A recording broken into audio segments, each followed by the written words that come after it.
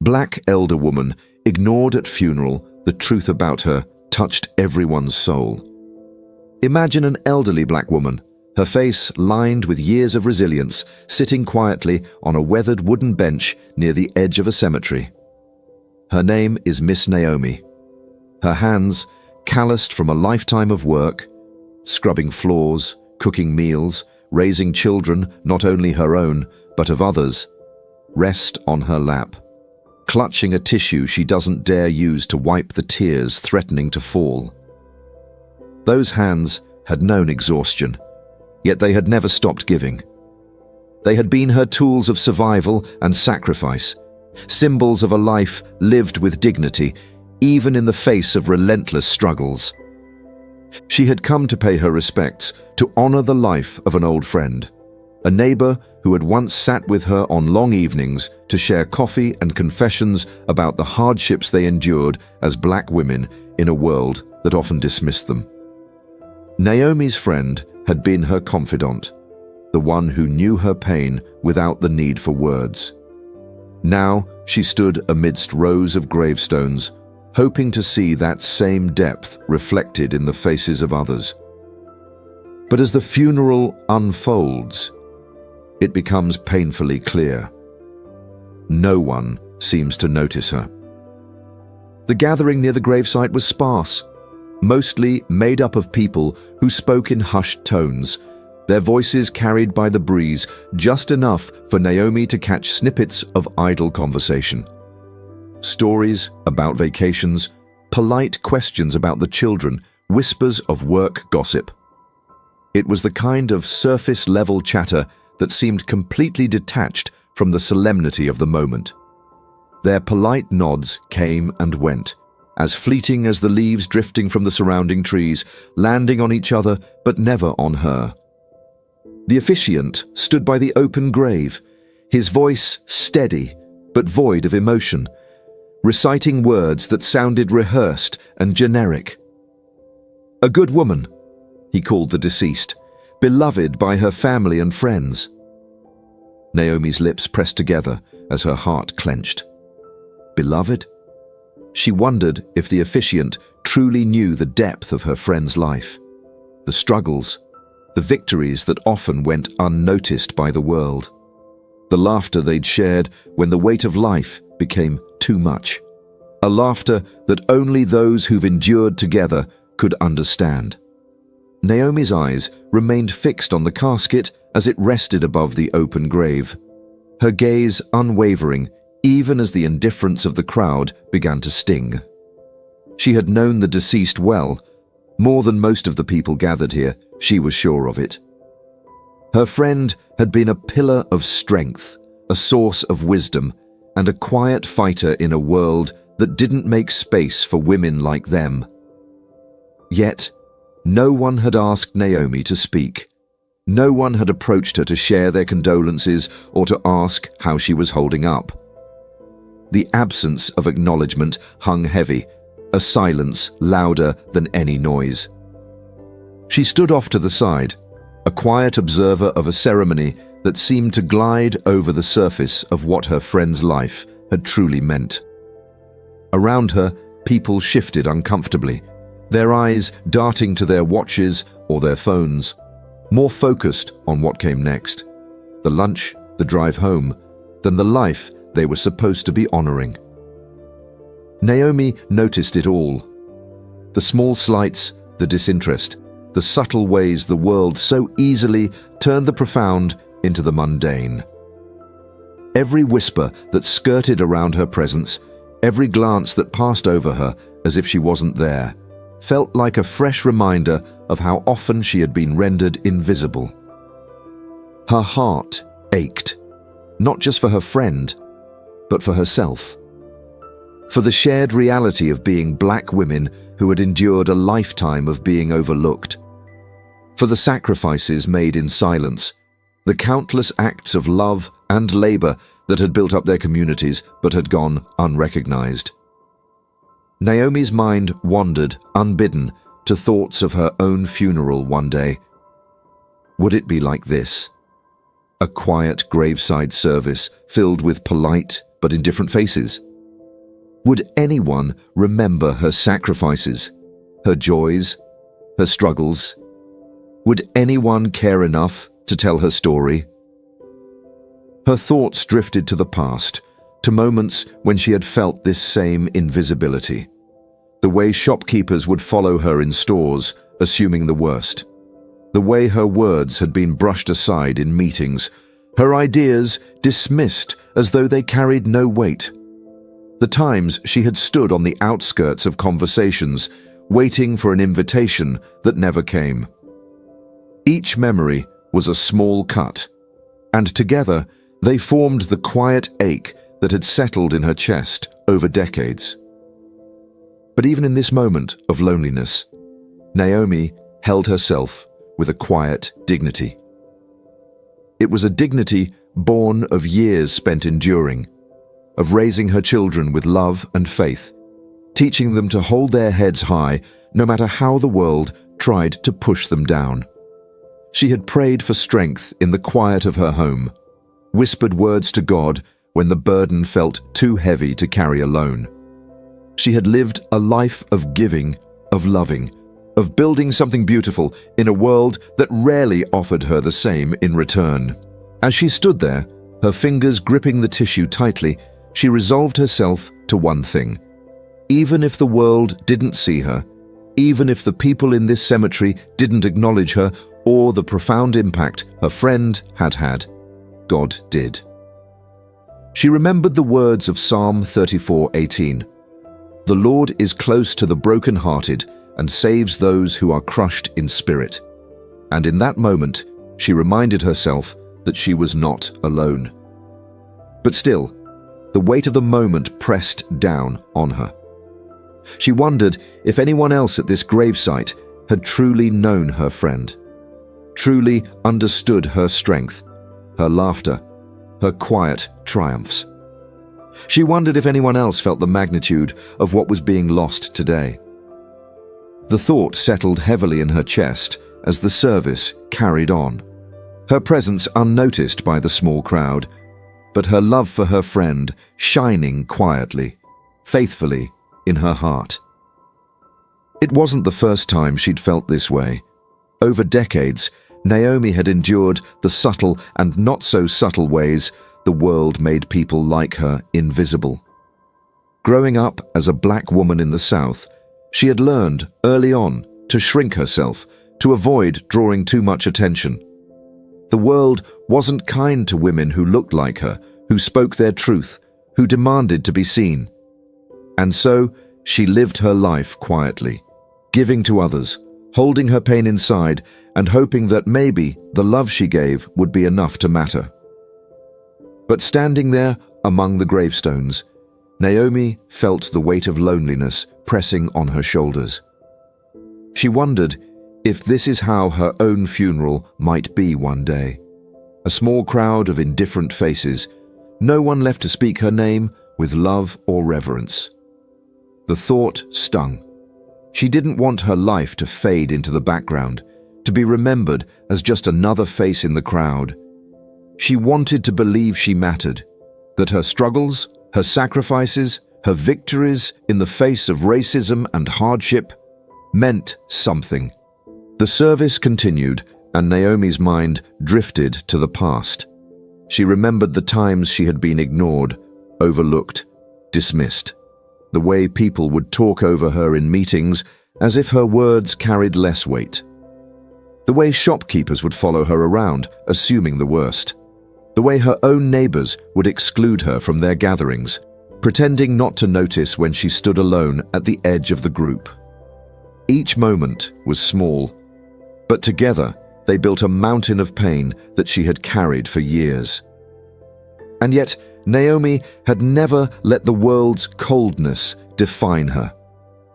She had raised her children with love and faith, teaching them to hold their heads high, even when others tried to push them down. She had worked tirelessly to make ends meet, often going without so her family wouldn't have to.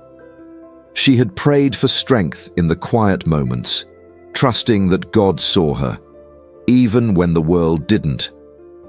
As the funeral comes to an end, the small group around the gravesite begins to disperse. No one stops to speak to Naomi, to ask her how she's doing or what the deceased had meant to her. She stands slowly, her knees aching, and makes her way down the narrow path that winds between the gravestones. But just as she steps away from the group, something unexpected happens. A young woman, someone she doesn't recognize, approaches her. "Excuse me," the woman says, her voice hesitant but kind. "I saw you standing there, and I just wanted to say, I've noticed you before back at church. You always seem so thoughtful, so wise. Would you mind telling me about her?" She gestures back toward the gravesite, toward the life they've just mourned. Naomi's breath catches. For a moment, she doesn't know what to say. No one ever asks her these kinds of questions. No one ever seems to want to hear her voice. But as she looks into the young woman's eyes, she sees something she hasn't seen in a long time. Genuine interest. A willingness to listen. And so, Naomi begins to speak. She tells the woman about the deceased, about their shared history, about the moments that mattered most. As she talks, she feels something shift within her, a small but profound sense of relief. She is being heard, she is being seen. The conversation doesn't last long, but it stays with Naomi as she walks home along the tree-lined street leading away from the cemetery. For the first time in a long while, she feels lighter. She realizes that her life, her voice, her story, it all matters. Maybe not to everyone, but to someone. And sometimes, that's enough. This is more than just a story about a funeral. It's about the quiet ways racism and indifference can make people feel invisible, and the power of even a single moment of connection to remind them that they are not alone. It's a reminder to all of us to look beyond the surface, to reach out to those who seem forgotten, to listen to the voices that have gone unheard for too long.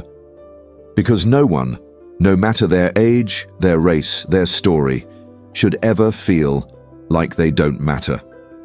As Naomi walked home that evening, the streets were quiet, the soft hum of passing cars the only sound accompanying her. The encounter with the young woman had stirred something within her, a mix of emotions she couldn't quite name. She thought of the funeral, of the way her presence had gone unnoticed by the crowd at the cemetery, and how it wasn't the first time she'd felt invisible. It wasn't even the 100th. Her small home welcomed her with its familiar warmth. The walls were lined with old photographs, smiling faces from years past, some of them family, some friends, some people who had only been in her life for a short season but left a lasting mark.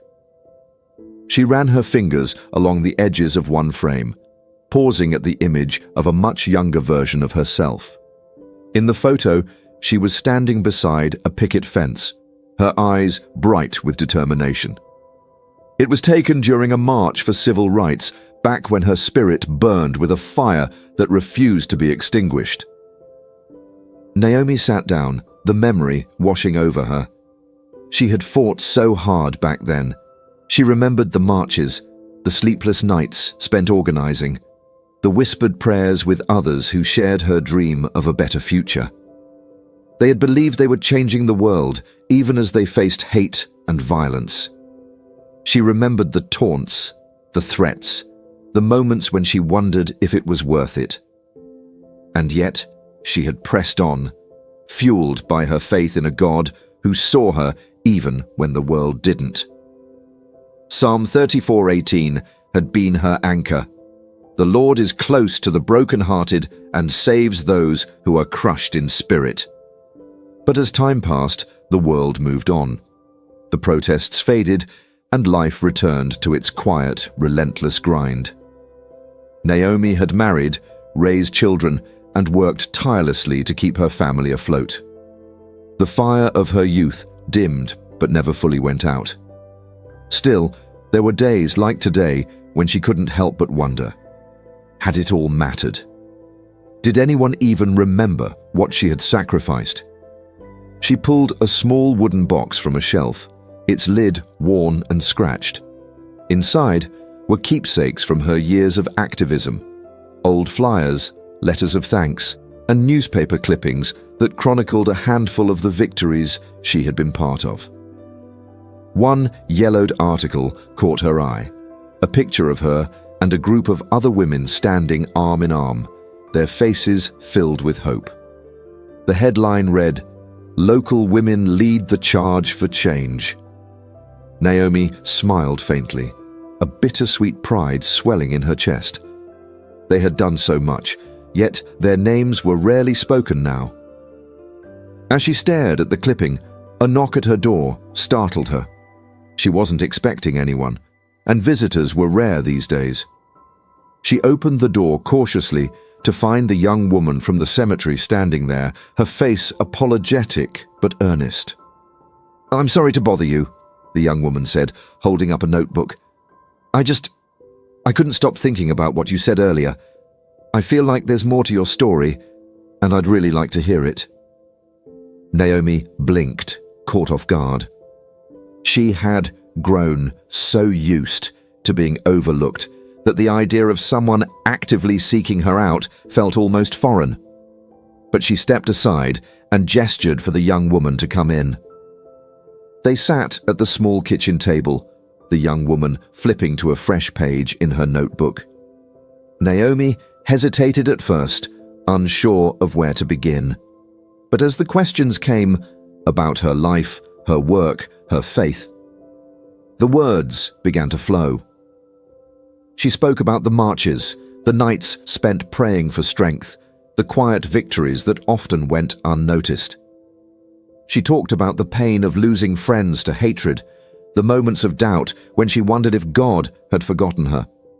And she spoke about her resilience, about how she had clung to her faith even in the darkest moments. The young woman listened intently, her pen moving rapidly across the page. Naomi could see the genuine curiosity in her eyes, the hunger to understand. It was something she hadn't experienced in years. By the time they finished, the sun had long since set, and the room was bathed in the soft glow of a single lamp. "Thank you," the young woman said as she stood to leave. "I can't tell you how much this means to me. Your story. It needs to be told. People need to know."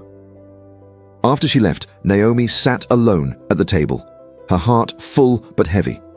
She felt something she hadn't felt in a long time, a sense of purpose, a reminder that her life, her struggles, had not been in vain. She thought of Psalm 91:4. "He will cover you with his feathers, and under his wings you will find refuge." In that moment, she felt the truth of those words. She was not forgotten. God had seen her all along.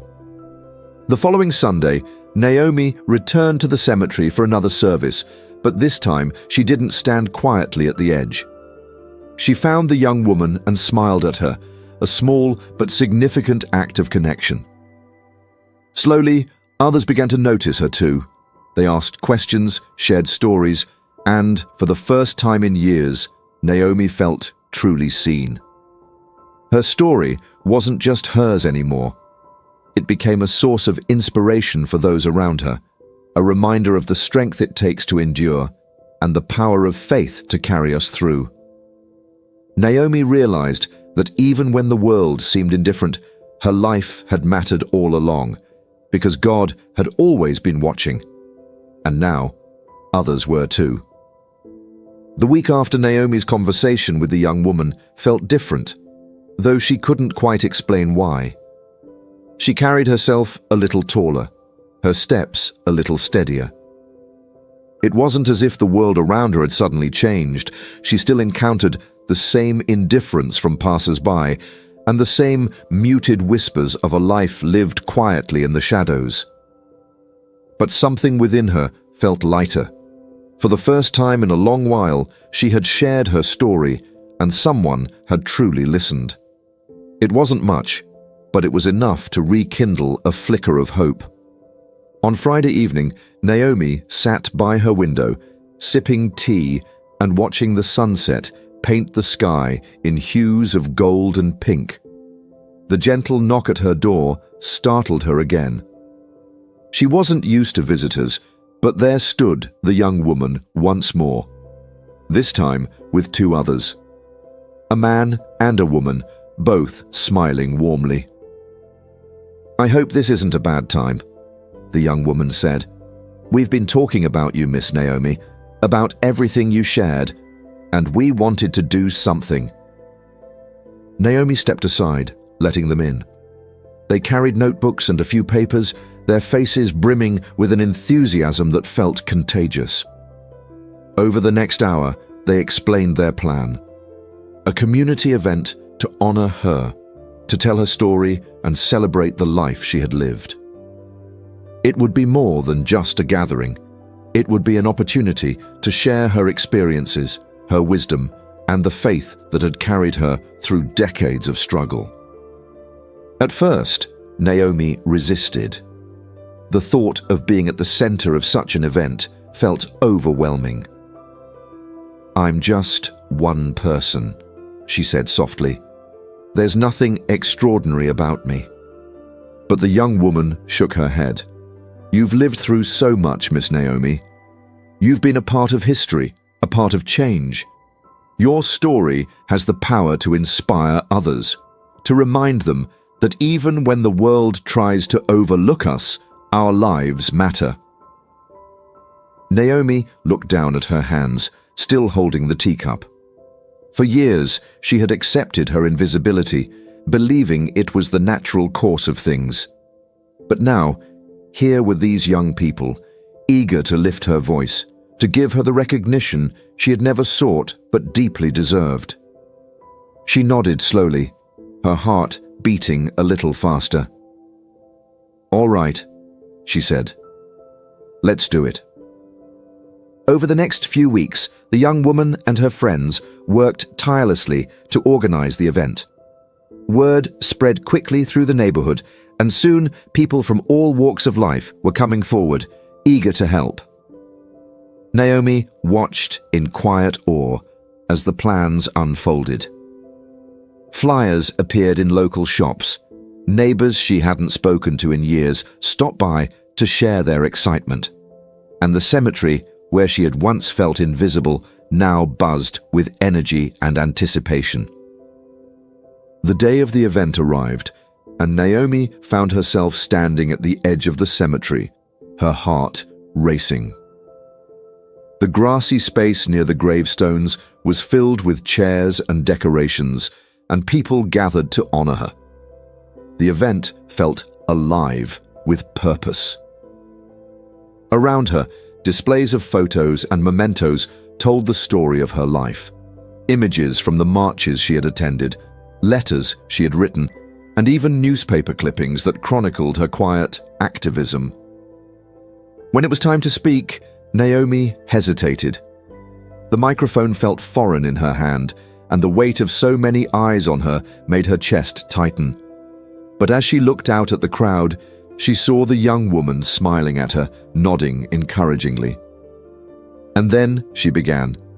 She spoke of her childhood, of growing up in a world where the color of her skin determined her opportunities.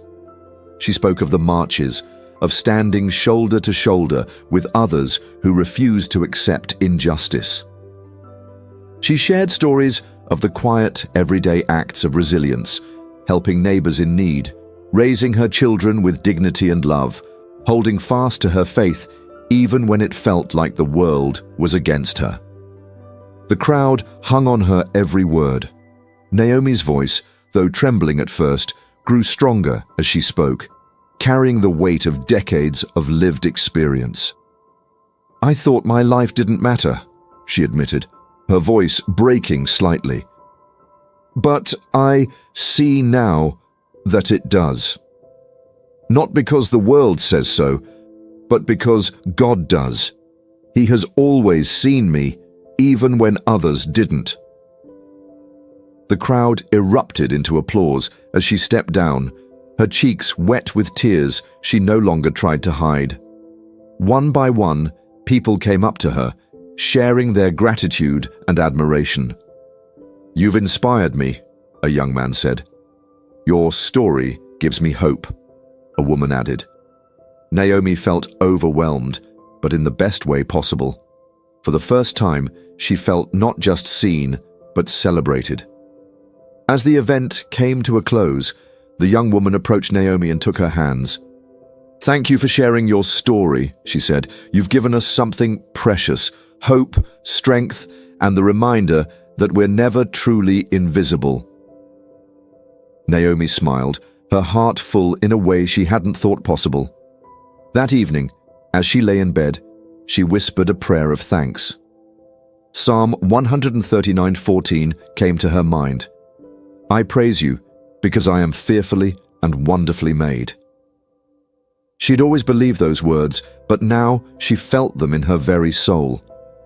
Naomi realized that her life had been a testament to God's faithfulness, a reflection of the quiet strength that comes from enduring and loving in a world that often looks away.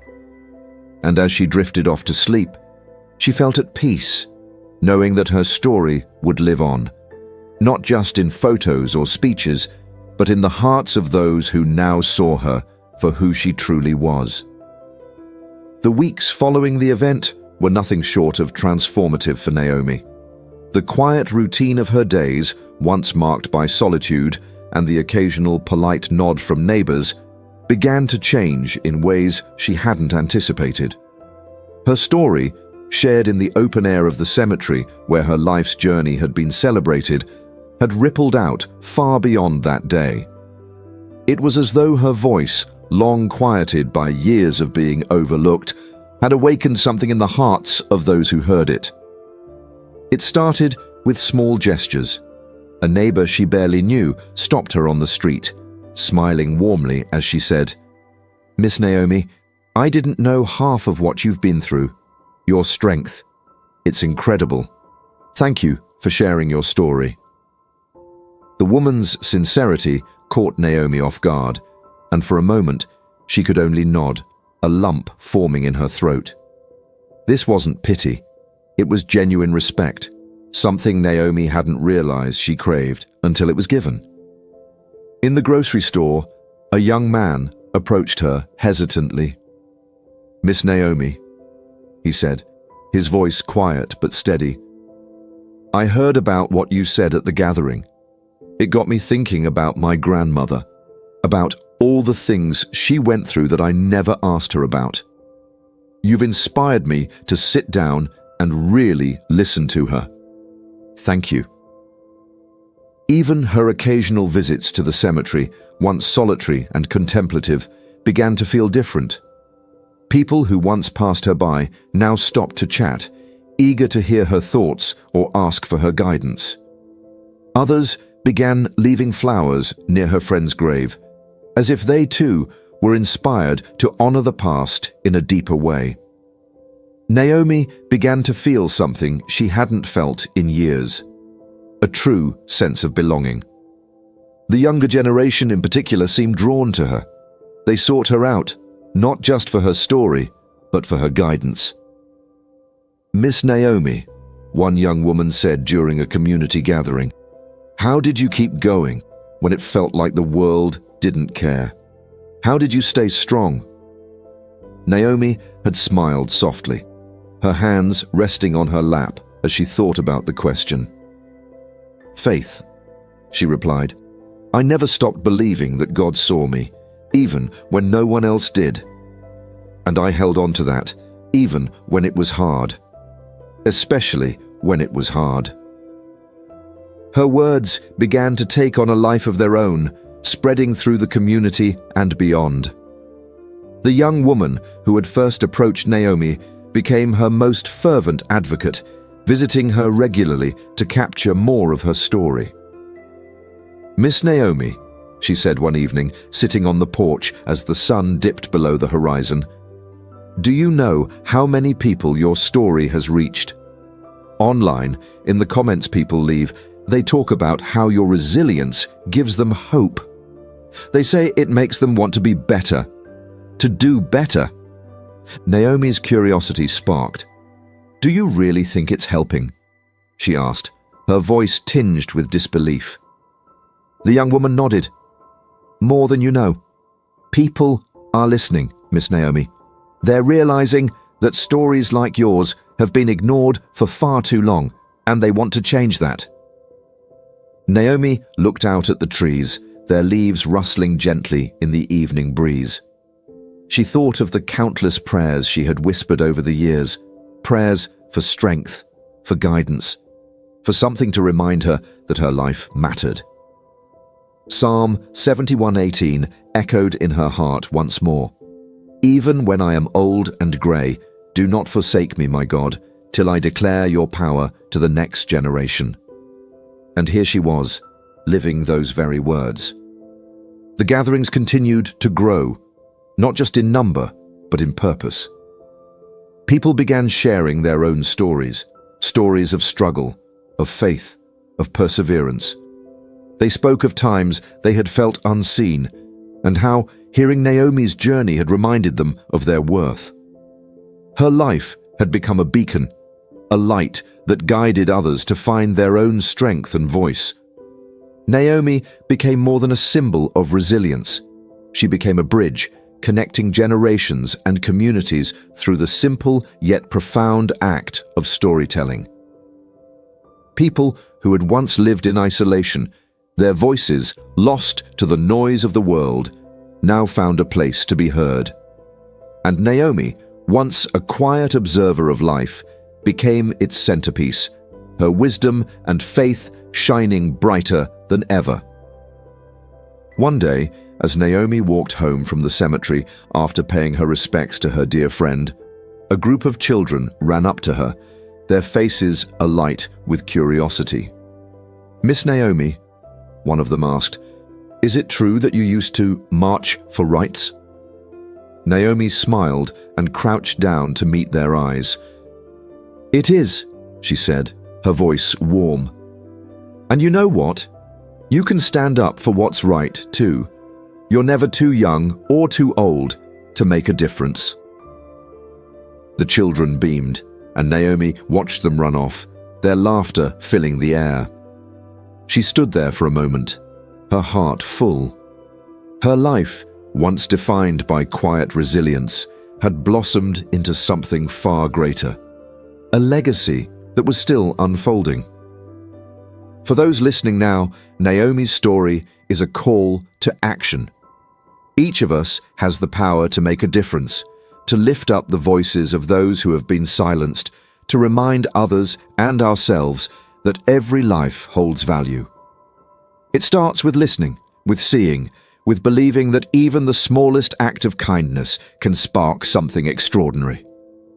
If her story has moved you, consider sharing your own or reflecting on someone whose life has touched yours. Leave a comment, share her story, or simply take a moment to listen to someone who has been unheard. Let's continue building a world where no one feels forgotten.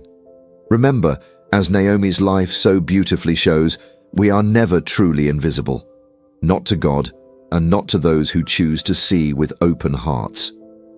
Together, let's carry her legacy forward, one connection, one story, one act of love at a time.